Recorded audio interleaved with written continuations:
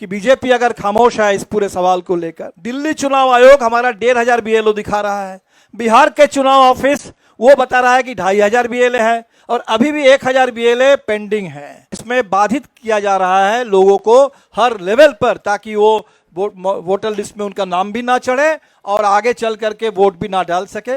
SIR के खिलाफ जनता में गुस्सा भी है। सबसे ज्यादा बीएलए भारतीय जनता पार्टी के हैं और हमें बताया जाता है कि जनता पार्टी बीजेपी के जो लगातार इतने वोट बढ़ रहे हैं कि उनके बीएलए बड़े काम करते हैं, तो उनके बीएलए की ओर से अभी तक एक भी कंप्लेन अगर नहीं आया तो इससे तो सवाल खड़ा होता है कि क्या बीजेपी के मतदाताओं का नाम नहीं कट रहा है।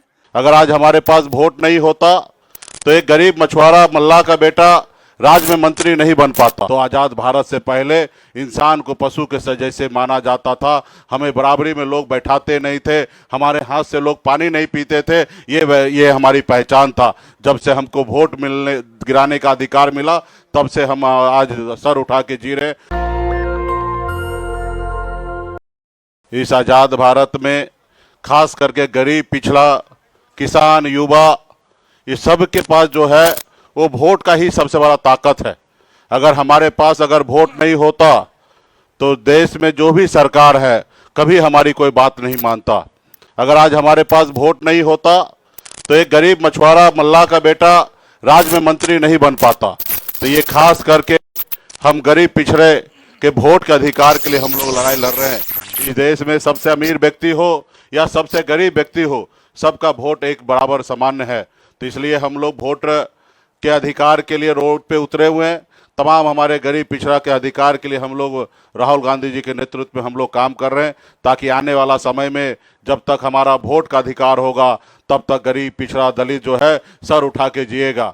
जब अगर हमारा वोट का अधिकार हमारे पास से चला जाएगा तो आज़ाद भारत से पहले इंसान को पशु के जैसे माना जाता था, हमें बराबरी में लोग बैठाते नहीं थे, हमारे हाथ से लोग पानी नहीं पीते थे, ये हमारी पहचान था। जब से हमको वोट गिराने का अधिकार मिला तब से हम आज सर उठा के जी रहे, मजबूती से आगे काम कर रहे। एसआईआर के खिलाफ जनता में गुस्सा भी है और बिहार में 20 साल से जो सरकार चल रही है उस सरकार को बदलने के लिए ज़बरदस्त एक आकांक्षा लोगों में है। मैं संक्षेप में 22 तारीख को सुप्रीम कोर्ट में जो इस केस को लेके हियरिंग हुई और उसमें जो चुनाव आयोग की ओर से गलत तर्क दिया गया, थोड़ा उस पर आपका ध्यान खींचना चाहता हूं। सुप्रीम कोर्ट में ये कहा गया कि चुनाव आयोग ने तमाम जो उसकी जवाबदेही है उसको राजनीतिक दलों पर छोड़ दिया और कहा गया कि बिहार में ये 1.5 लाख बीएलए क्या कर रहे हैं। तो सबसे पहली बात तो हमें लगता है कि ये चुनाव आयोग की रिस्पॉन्सिबिलिटी है कि एक एक्यूरेट इलेक्टोरल रोल बनाना, ये काम चुनाव आयोग का है। राजनीतिक पार्टियां, बाकी तमाम सिविल सोसाइटी, नागरिक समाज, हम लोग मदद करेंगे इसमें, लेकिन की रिस्पॉन्सिबिलिटी चुनाव आयोग की है। सेकंड, इसमें हम पॉइंट आपसे जो बताना चाहते हैं कि अगर सबसे ज़्यादा बीएलए भारतीय जनता पार्टी के हैं और हमें बताया जाता है कि जनता पार्टी बीजेपी के जो लगातार इतने वोट बढ़ रहे हैं कि उनके बीएलए बड़े काम करते हैं, तो उनके बीएलए की ओर से अभी तक एक भी कंप्लेन अगर नहीं आया तो इससे तो सवाल खड़ा होता है कि क्या बीजेपी के मतदाताओं का नाम नहीं कट रहा है। क्या पूरे बिहार में जो जिनको जिंदा मतदाताओं को मुर्दा घोषित किया गया उनमें से एक भी कोई बीजेपी का नहीं है। क्या जो प्रवासी मजदूरों का वोट काटे जा रहा है उसमें कोई बीजेपी के समर्थक नहीं है।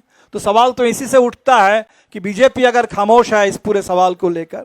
और ये पूरी प्रक्रिया जो बीएलए की संख्या आपको मैं बता दूं कि अभी तक दिल्ली चुनाव आयोग हमारा 1,500 बीएलओ दिखा रहा है, बिहार के चुनाव ऑफिस वो बता रहा है कि 2,500 बीएलए है और अभी भी 1,000 बीएलए पेंडिंग है।